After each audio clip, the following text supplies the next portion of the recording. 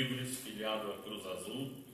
Estamos aqui essa noite para falar de algumas coisas inerentes à dependência química das substâncias psicoativas.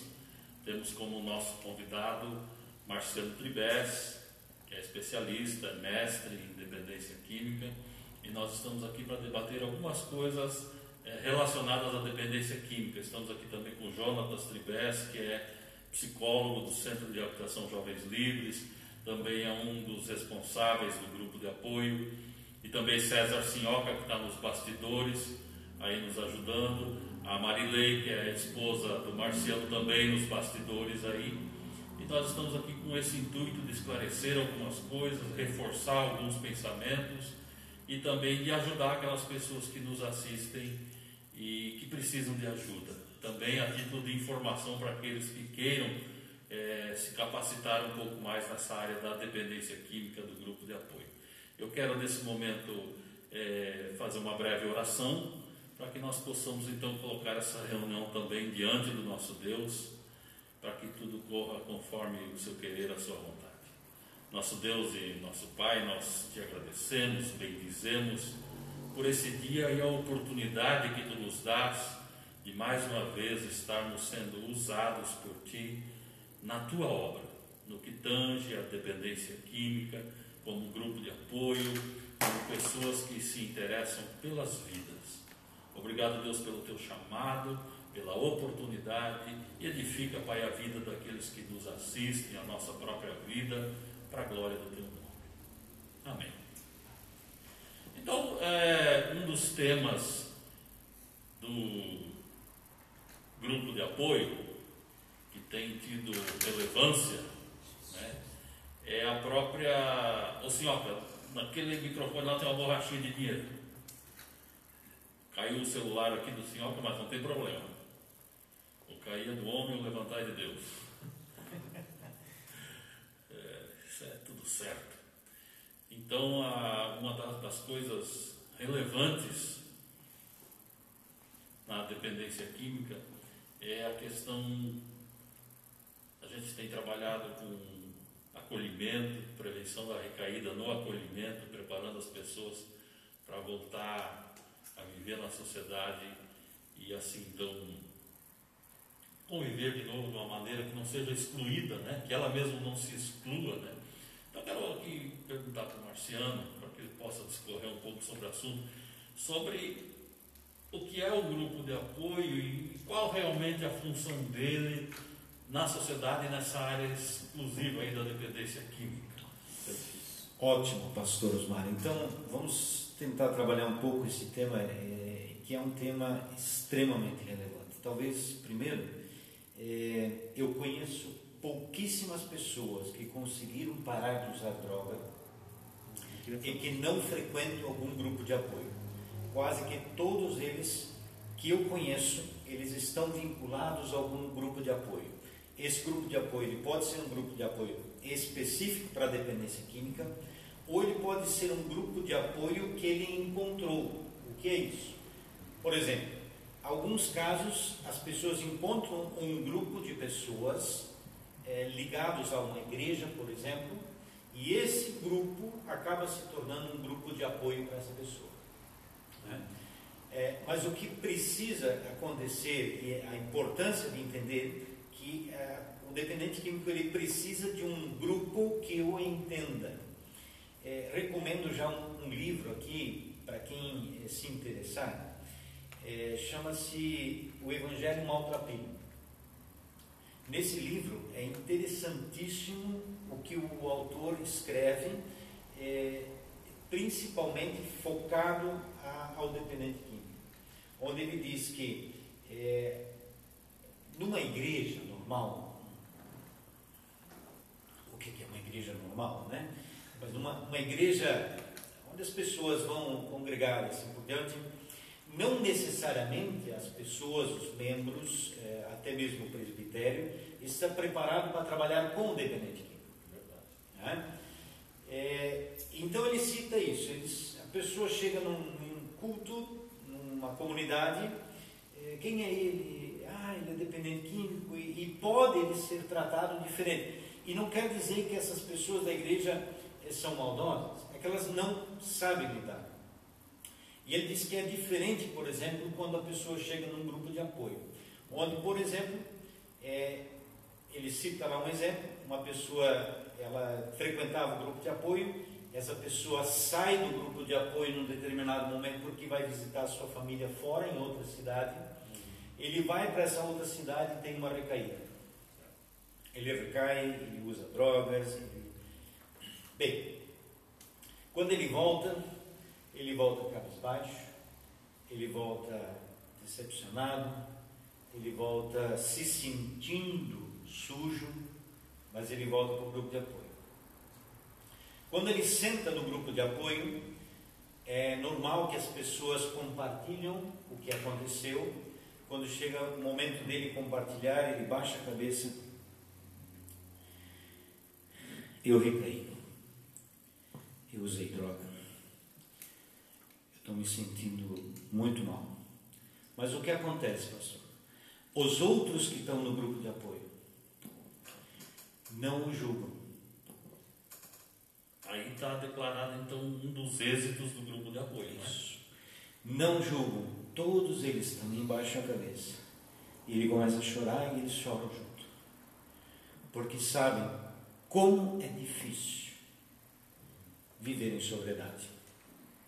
Esse é um grupo de apoio, onde o outro o entende. Não quer dizer que passa a mão, não quer dizer que, é assim mesmo, não. Só que entende essa pessoa, está junto com essa pessoa, caminha a segunda milha com essa pessoa.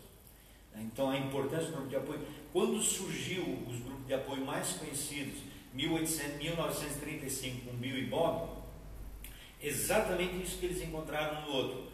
Alguém que os ouve, que escuta o que está acontecendo. Quando eu estou com uma dificuldade, eu tenho alguém com quem conversar. Talvez esse é um ponto importantíssimo também para a gente colocar aqui para quem nos assiste. Sempre é importante que o dependente químico tenha o seu padrinho, aquele para qual ele pode ligar quando ele estiver angustiado, quando ele estiver tentado de repente a usar droga novamente, mas que ele sabe, eu posso ligar para essa pessoa vai me ouvir. Então é importantíssimo que as pessoas que têm a dependência química tenham com quem conversar. Mas também, por outro lado, não há que se propõe um pensamento de que sempre se está passando a mão na cabeça do dependente químico, ou seja, ele usa, apronta, consigo mesmo, com a família, com a sociedade, depois então precisa de uma estrutura para atendê-lo. Não dá também essa conotação que o que ele faz depois também tem um reflexo de que precisa de pessoas, de uma estrutura para de novo acolhê-lo, seja em grupo de apoio, seja em comunidade, seja em igreja, qualquer grupo que possa acolhê-lo, porque ele é, usar essa expressão, um coitadinho, uma vítimazinha do seu próprio vício, do seu próprio uso. E talvez não dá essa ideia também de que existe um trabalho para esse indivíduo que usou, e muitas vezes o que não usou não tem esse trabalho. Tem sempre. Eu acho que a história do filho pródigo, né, Lucas capítulo 15, temos dois filhos, aquele que sai, gasta tudo, né? Conhecemos a história, mas tem aquele que fica em casa. E aquele que fica em casa tem esse sentimento que o pastor acabou de colocar. Mas eu estava aqui sempre contigo, tu nunca fizeste isso, nunca mandaste matar um boi, né? E o pai diz, olha, tu sempre teve tudo, né? Podias ter usado, mas não usaste, né? Quero perguntar aqui para o Jonathan, eu vou aqui bater um pouco, né? Embora eu não bata porque queira, porque eu amo esse tipo de trabalho, grupo de apoio e comunidade terapêutica. Mas será que o grupo de apoio não se torna de novo uma muleta para o cara que fez o tratamento, que quer sair, que pode também ser tratado no grupo de apoio, né, por sua própria espontânea vontade? Mas será que não é uma muleta para ele? Ele finge, eu vou jogar na pior situação, ele finge que vai ao grupo de apoio, ele finge que pode ficar em sobriedade e usa essa escora do grupo de apoio. Será que isso também não é viável, não é possível para ele, enquanto dependente ou dependente em recuperação, enfim? Certo. Sim, é possível isso, mas eu vejo que esse ambiente, como você ambientou essa colocação, ela é mais possível se for um grupo imaturo, um grupo só de dependentes químicos, e que não foram atrás de especialização, que não foram atrás de ter um conhecimento para além do uso. O uso deu um tipo de conhecimento. Livros, cursos, palestras te dão outro conhecimento. Eu sei qual é o efeito, de repente, da cannabis quando eu puxo e dou uma travada. Mas eu não sei dizer o nome da substância química e o que ela necessariamente fez com a química do meu corpo, que fez com que o meu cérebro me desse aquelas alucinações. E esse tipo de conhecimento, se ele também está presente, torna o grupo saudável. E a pessoa ela pode até começar a querer usar o grupo dentro dessa ideia de muleta, mas alguém vai sacar e vai chamar a atenção deles. Olha, meu amigo, não é bem assim. Esse caminho que tu está querendo fazer aí, isso tu fazia com a tua mãe, isso tu fazia com o teu pai, isso tu fazia com os teus primos, com a tua avó. Aqui não. Aqui tu tem que puxar a tua responsabilidade para ti. Então é possível? Sim, é possível. E acredito que existam alguns grupos que façam isso. Uma vez até eu ouvi esse exemplo, e acho que dá para até usar como um gancho, já que agora a gente está no mês de setembro, então prevenção ao suicídio e tal. E no exemplo ele fala o seguinte: tinha uma pessoa que ela tentou o suicídio. E bem, aconteceu algo e ela não concretizou aquilo, mas porque ela passou por essa experiência de ter tentado suicídio, ela acreditou que agora ela tinha capacidade para ajudar quem estivesse nessa mesma situação. E um certo dia ela caminhando, ela olha para o lado numa ponte e vê uma pessoa sentada na beira da ponte. Então, nitidamente você percebia que ela estava prestes a se jogar. E ela, poxa, é o momento da minha vida para eu pôr à prova que eu superei isso, vou lá conversar com aquela pessoa. E ela senta do lado da ponte, as duas conversam por um tempo e de repente as duas se jogam. Porque o fato de eu ter passado por tal experiência faz com que eu consiga me conectar muito com a história da outra pessoa. Eu sinto a dor da outra pessoa em mim. Quando ele fala que ele não conseguiu suportar lá o final de semana com a família e foi parar no boteco, eu consigo sentir o gosto da cachaça que ele tomou, porque eu passei por aquilo também. E se eu não tenho esse aporte profissionalizante, eu fico só nessa conexão e aí eu vou junto com a dor da pessoa. E eu posso acabar, então usando a questão do suicídio, eu posso acabar indo me matar junto, ou a gente sai do grupo de apoio e para no primeiro boteco. E por isso um grupo de apoio saudável ele precisa ter pessoas que não passaram diretamente pela dependência química, mas que se interessam pelo assunto, que ainda assim conseguem criar empatia com a outra pessoa. De repente a pessoa vai chegar e vai dizer que ela sofreu com a recaída. Eu não sei o que é uma recaída, agora falo eu, Jonathan, porque eu não fui usuário. Eu não sei o que é isso. Mas eu sei ouvir, e no ouvir eu sei da dor da pessoa, então eu escuto a dor dela. Como psicólogo, eu não preciso ter passado por depressão, eu não preciso ter quase me matado para poder atender alguém que passou por isso. Se fosse assim, coitado dos psicólogos no mundo, teriam que quase morrer para poder então ir atender alguém. Mas não, como ser humano nós temos a capacidade de empatia, apesar de não ter passado pela situação. Basta o querer. E a grande dificuldade, acho que até o que o Marciano estava falando antes, da igreja normal, é que as pessoas, muitas vezes, elas não estão ali preocupadas em ouvir o outro. Elas estão indo lá para ouvir o pastor. Eu estou indo lá para me abastecer da mensagem que o pastor está indo para levar. não necessariamente para olhar para o irmão do lado. E uma pessoa dessas, ela requer atenção. E ali é que dá a grande dificuldade, e que o grupo de apoio então é muito bem-vindo, porque ele está ali para dar atenção a essa pessoa. Ok. Quero aproveitar e também dizer que o grupo de apoio Jovens Livres Cruz Azul está aqui na Rua das Missões, 1426, e o grupo de apoio Jovens Livres busca constante capacitação. Temos aí um profissional psicólogo que foi inserido na equipe. Isso sempre alarga a nossa visão, alarga o nosso conhecimento. Temos o Sinhoca, que tem feito capacitações. Nós também temos, eu faço capacitação independência química desde 2000, quando fiz um curso lá no Serene de 10 módulos, né?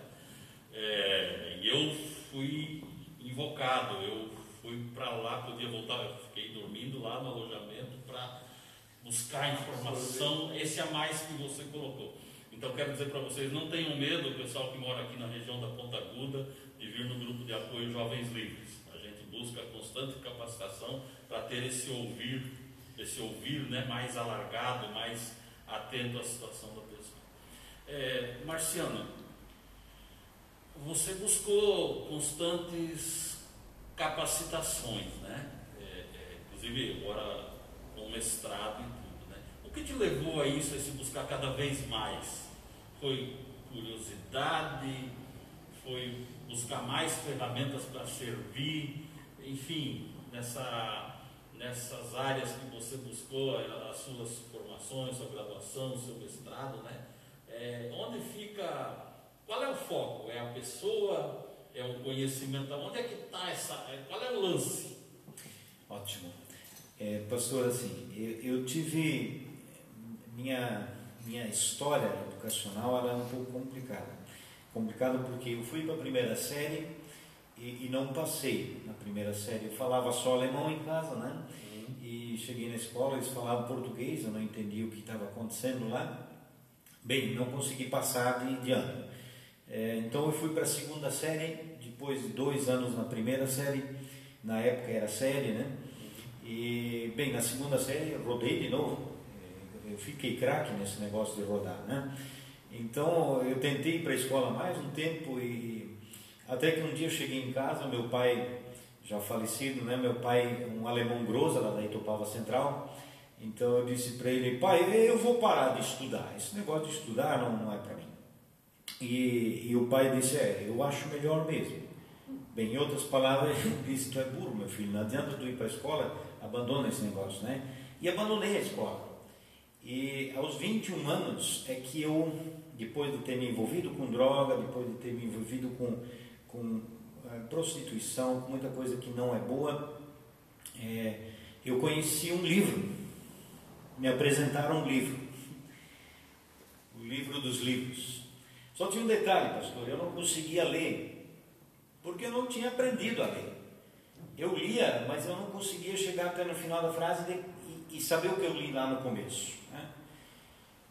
Mas a mesma pessoa que me apresentou o livro, com 21 anos de idade, ele começou a me incentivar que eu fosse a estudar novamente.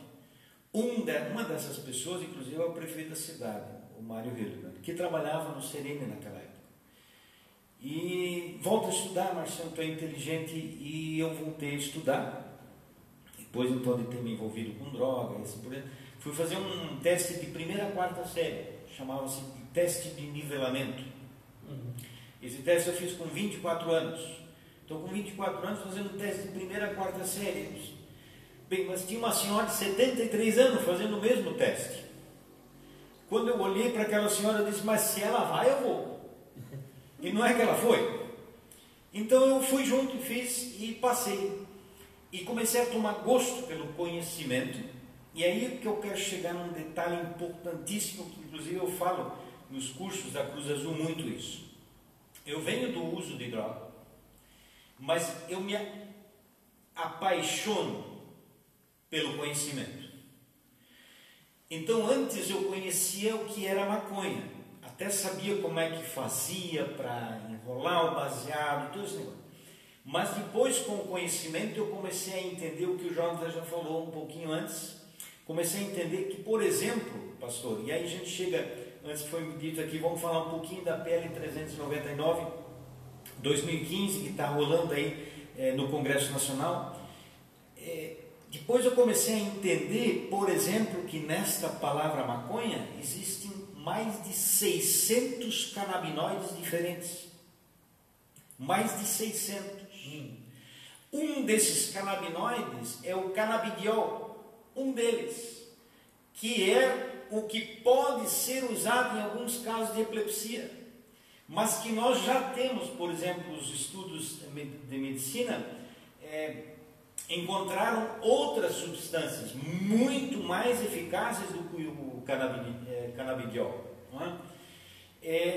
E entre esses canabinoides tem o THC, o tetrahidrocannabinol, que é, na verdade, a substância que se busca, que os maconheiros, no caso, buscam a reação dele. Ou seja, antes eu só conhecia a palavra maconha, só isso. E saía com esse discurso de que é uma droga natural e assim por diante. Depois, com o conhecimento, eu fui ver o que o canabidiol, o que o tetrahidrocannabinol, por exemplo, faz na fenda sináptica, que é entre um neurônio e o outro. A quantidade de dopamina que produz quando eu faço uso dessa substância, que as pessoas que querem, estão defendendo, por exemplo, o uso dela, eles dizem que é medicinal, que é natural, que faz bem. Pastor, foi feita uma pesquisa na Suécia. Essa pesquisa é uma pesquisação, ela é uma pesquisa em ação. Começou na década de 60 e ela continua acontecendo.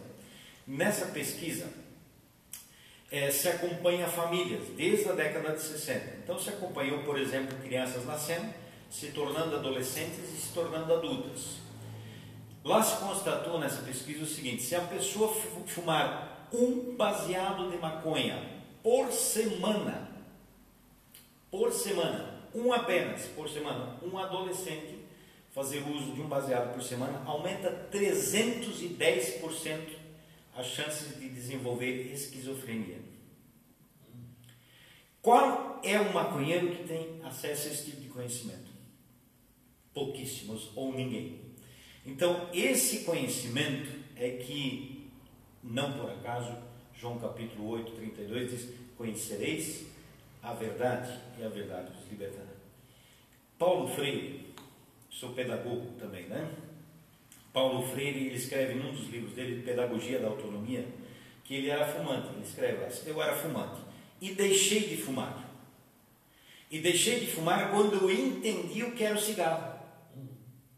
Ou seja, o conhecimento, quando a gente adquire o conhecimento e entender o que é o cigarro, não é entender o que é aquele cigarro, mas é entender o conjunto da indústria do tabaco, da indústria bilionária que existe por trás disso, o que aquela nicotina faz no corpo. Quer dizer, quando ele conseguiu entender isso tudo, ele escreve: tornou-se impossível continuar fumando. O conhecimento liberta. Por isso é importante nas comunidades terapêuticas, nos grupos de apoio, trabalhar conhecimento. Trabalhar sim essa empatia no sentido de ele me entende porque ele também foi usuário, né? Mas também ter esse conhecimento técnico aprofundado. O que é o álcool? O que o álcool faz na nossa fenda sináptica? O que a maconha faz? O que a cocaína faz? Por que eu busco uma droga estimulante? Por que eu busco uma droga depressora? Esse conhecimento ele é fundamental para que a pessoa, inclusive, se entenda. Porque, por exemplo, nem toda pessoa vai se tornar alcoólatra. Porque o álcool não faz bem no corpo dele. É uma droga depressora, deixa ele mal, ele começa a ter náuseas, né? Vomita, assim por diante. O cenário está caindo, mas tudo bem, vamos continuar lá, né? Então, ele não se dá bem com o álcool, mas de repente ele usa cocaína e ele se dá bem com essa droga. Essa droga faz bem para ele e ele se apaixona por ela. Mas por quê? Isso tem a ver, e o Jonathan pode explicar melhor isso como psicólogo, tem a ver com a personalidade dele. Se ele é uma pessoa que já é para frente, ele é ativa e tal, ele vai se dar bem com a cocaína? Provavelmente não, porque isso deixaria ele extremamente acelerado, se ele já é acelerado. Agora, uma pessoa dessa pode se dar bem, por exemplo, com baseado. Já uma pessoa que é devagar, tímida, sempre muito devagar, essa pessoa vai se dar bem com a maconha? Não. Agora, ela pode se dar bem com a cocaína, por exemplo. Então, esse conhecimento ele é importantíssimo para a gente entender por que eu faço uso, o que eu busco com o uso dessa droga. Certo. Particularmente quanto à PL 399/2015, né? Eu acho que eu sou contra, né, a liberação do uso e a plantação da maconha, e acho que esse é um problema superficial. Para mim, falando a grosso modo, né, acabou com o traficante, pegou pesado a justiça com o traficante, a coisa melhora na base. Acho que as comunidades terapêuticas, a comunidade científica está fazendo seu trabalho, né, grupos de apoio, comunidade terapêutica, outras instituições, muitas instituições desse país, pagando um preço caro para juntar esse povo e de uma maneira que podem, né, buscar recuperar esse povo, né. Acho que o preço está muito barato para os traficantes, está muito solto, está muito aberto e não dá para abrir mão de pedir ao governo federal, ao legislativo, né, que mude as leis e que pegue pesado com os traficantes, porque eles vão acabar matando o meu filho, o meu neto, eles vão acabar matando a juventude, né, a próxima geração. Enquanto houver quem abastece o mercado, vai ter consumidor, porque ele vai sendo aliciado ao consumo, né? E depois vem todas as tragédias aí que surgem, né? É muito bom essa questão do conhecimento, né? Eu aprendi muito, e foi necessário aprender, porque como é que vai se ajudar uma pessoa quando se está no mesmo nível de conhecimento? Não há uma abertura, né?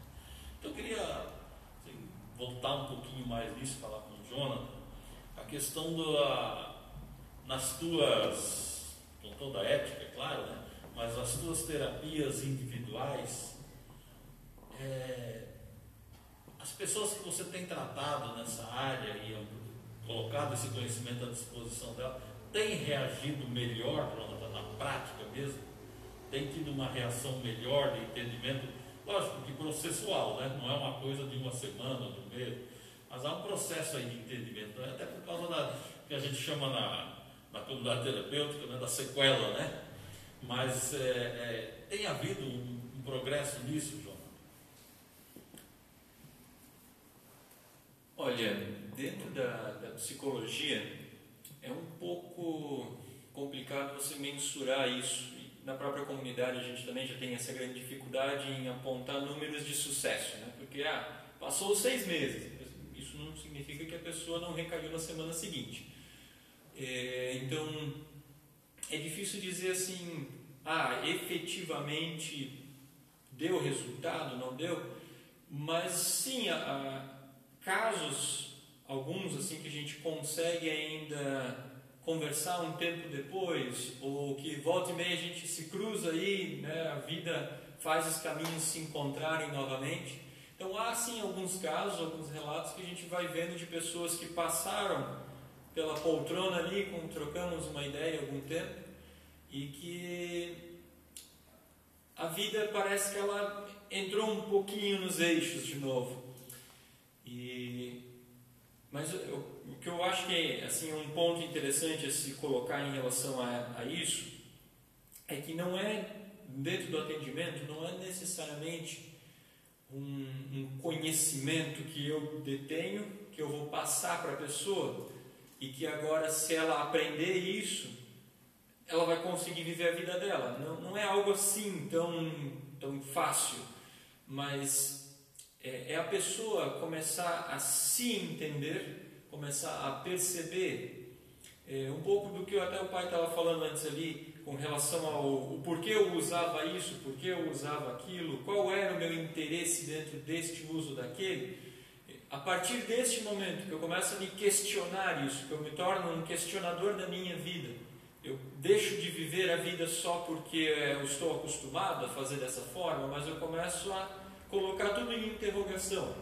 Por que eu almoço meio-dia? Não posso almoçar 1h ou às 11? Por que eu vou dormir tal horário? Por que eu faço isso? Por que quando eu chego em casa eu dou um beijo na minha esposa ou não dou? Eu vou colocando pontos no mais banal da minha vida, mas eu coloco. E dentro disso eu vou começando a encontrar algumas respostas. Sozinho esse processo é um pouco difícil, porque eu vou me mascarar naquilo que eu não quero descobrir. E se eu estiver então em acompanhamento com um psicólogo, ele acaba escancarando a minha vida para mim. E esse é um pouco do trabalho que a gente busca fazer com os acolhidos, né? Ou nos atendimentos particulares também. E se eu tenho capacidade agora de admitir a minha própria verdade, abre ali a possibilidade de eu fazer diferente. Vai dar certo? Não sei, eu tenho que fazer. Só para constar também, né, que o Marciano Tribes é pai do nosso psicólogo Jonas Tribes, né? E é muito lindo ver isso, né? A família nessa vocação, né? Dessa preocupação com o próximo. Queria falar um pouco, Marciano e Jonathan, da reinserção social. Bom, a reinserção social pressupõe que a pessoa é anormal, vai ser reparada e vai voltar a uma sociedade dita normal. Nenhuma coisa nem outra procede. Né? A sociedade não é normal, talvez teria que reparar toda a sociedade para daí realocar o indivíduo. Né? Mas o grupo de apoio tem essa função também, né? De apontar caminhos, de tentar fazer com que a sociedade se abra para esse indivíduo que outrora estava aí pelos cantos, até incomodando, né? Então, assim, na tua ótica, no teu trabalho como diretor de políticas públicas sobre drogas, até recentemente, né? E nos teus trabalhos aí nos abrigos, com os moradores de rua, né? Como é que poderia talvez trabalhar de uma forma um pouco mais ampliada essa reinserção, se é que ela existe? Ótimo. São perguntas boas com respostas difíceis de serem dadas. Eu me questiono, eu dou um curso sobre reinserção social, onde eu faço uma observação. Reinserção social ou inserção social?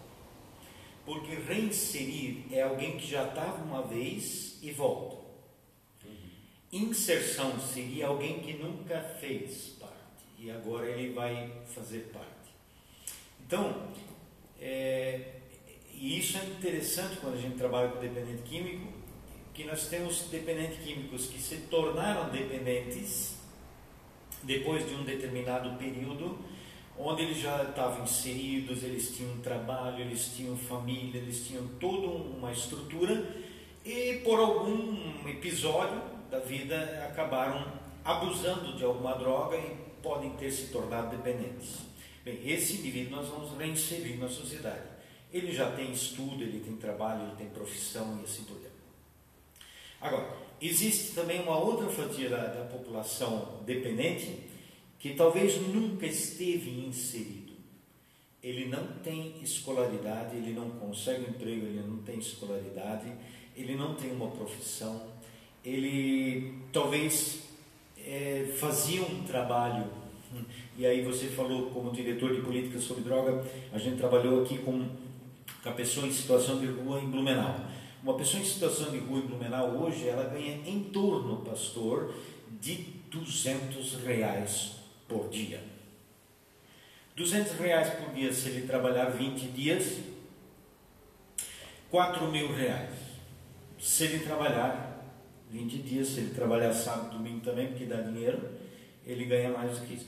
É um bom salário. Onde ele vai ganhar esse salário se ele parar de usar droga e começar a ter uma vida Normal. Onde ele vai ter isso? Não tem.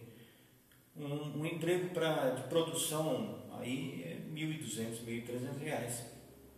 É isso.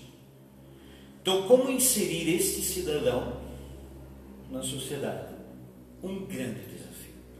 Ele vai voltar a estudar, ele vai tentar se profissionalizar. Me permite aqui, o que é qualidade de vida para um morador de rua? O pastor tem feito cada vez perguntas mais, né? Estamos aí para o debate, né? Claro. Para a conversa. E eu penso que é realmente debate porque nós não temos aqui respostas certas, né? E aí é um grande desafio. Eu tive, por exemplo, minha esposa até viu, eu tenho uma coleção de fotos que a gente fez durante esses 3 anos e meio, debaixo de ponte e tal. Então, eu tive debaixo de ponte onde a pessoa tinha copos de cristal, muito organizado, e de frente para o rio, né? Uma qualidade de vida que talvez nós não temos na nossa correria do dia a dia, né? Ele não está preocupado com imposto, com luz, com água, né? Água, inclusive, debaixo de uma ponte, pertinho da prefeitura. Nós entramos em contato com a SAMAI para cortar a água, porque ele tinha água debaixo da ponte. Tinha uma torneira, né, com água da rede pública, e nós então pedimos para interromper aquilo, porque nós queríamos que ele saísse de lá para uma situação melhor. Nós julgamos melhor, num abrigo, com alimento, com, né, higiene. Mas ele sentia-se bem lá naquele local.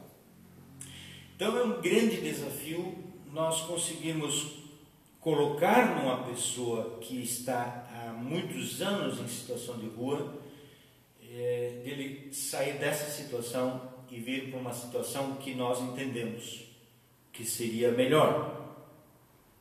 É um debate que vai longe, aqui nós vamos debater muito tempo sobre isso. Nós temos que entender também quem é essa pessoa em situação de rua. Ele é aquele morador de rua ou ele está nesse momento em situação de rua por causa do uso de droga?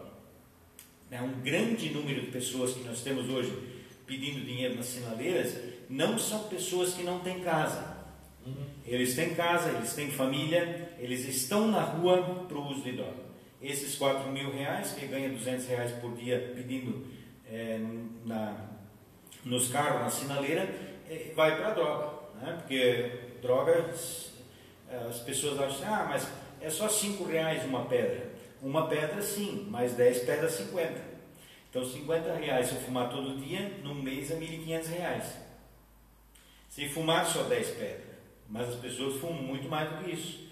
Então há uma estatística que um usuário de droga hoje usa de R$3.000 a R$5.000 de pedra por mês. Como ele consegue isso? O que nós chamamos na gíria e da rua, mangueando, que é esse pedir dinheiro na sinaleira. Nós até temos uma campanha aí na cidade, né? Não dê esmola. Parece que a gente não quer ser cristão com essas pessoas, não, muito pelo contrário, né? Queremos sim ser cristão, mas nós queremos dar mais do que aquele dinheiro na sinaleira que vai ser usado para comprar droga, que está levando ele para a morte. Nós queremos dar mais do que isso. Só que este mais é um processo longo de libertação. Hoje, pastor, eu estive numa casa, convidado pelo outro filho nosso, né, que é líder de jovens numa igreja, na igreja Bola de Neve, e entre outras coisas ele também trabalha lá com o grupo de apoio daquela igreja, que é o grupo de apoio também da Cruz Azul. E eles estão lá caminhando com uma pessoa há 1 ano no grupo de apoio. E eles foram visitar essa pessoa na casa dele. Tiraram 26 sacos de lixo da casa dele. Mas ainda não tiraram tudo. Aí me levaram lá agora para conhecer a casa e ver se tem como a gente dar uma ajeitada na casa. Onde eu quero chegar com isso? 1 ano ele já está sem uso de droga, frequentando o grupo de apoio, mas a vida dele ainda está completamente desorganizada. E isso se reflete lá na casa dele. A forma, ele não consegue organizar aquilo. Se ele não consegue organizar a casa dele, é porque ele também não conseguiu organizar a vida dele ainda. Então a grande luta, eu acho que nós vamos ter que voltar no tema, porque esse tema vai longe. Entendi. Um morador de rua. Porque há um temor da sociedade, né? E uma visão da sociedade de quem não está inserido, quem não entende muito disso, né? Que muitas vezes esse entendimento da esmola, eu parei de contribuir, né? Porque eu tenho essa visão, né? Eu não vou contribuir com o vício de ninguém. Agora tem o outro lado também, que o morador de rua muitas vezes é visto, acho que na maioria das vezes, até discriminado como um delinquente, um marginal. Até que ponto isso é verdade? Na tua experiência desses tantos anos aí, que esse morador de rua é um delinquente? Ok. Já foi nos dado sinal aí que temos 4 minutos. Vamos tentar responder isso, né? Bem,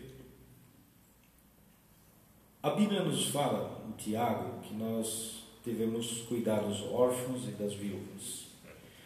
Que nós temos que... E isso seria a forma de nós entendermos uma religião pura e sem mácula, sem mancha. Que é aquela que se preocupa com os marginalizados, que foram colocados à margem. Eu gosto de dizer assim, pastor, toda pessoa que está em situação de rua tem uma história. Uma história que o levou àquela situação. Eu vou passar a mão nele? Não é isso. Mas é a história.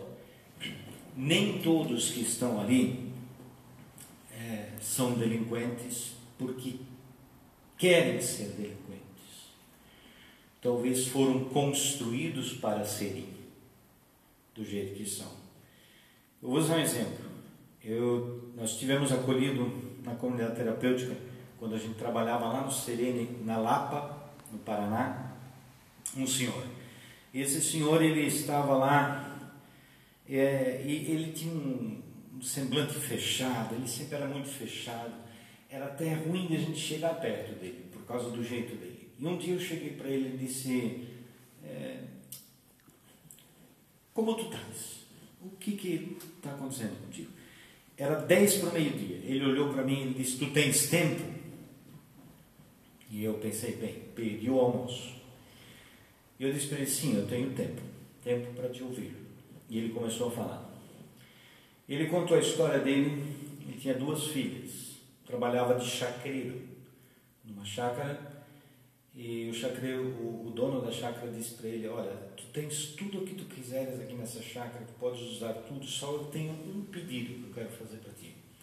Tem o trator aqui, mas eu não quero que tu coloque as tuas filhas em cima do trator.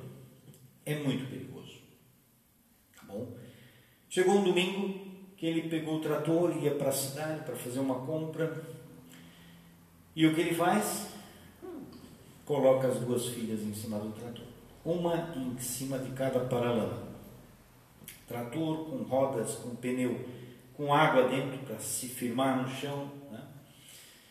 Ele passa num riozinho, num ribeirão, onde dá um solavanco, e uma das filhas se desequilibra e quer cair. Ele segura essa filha.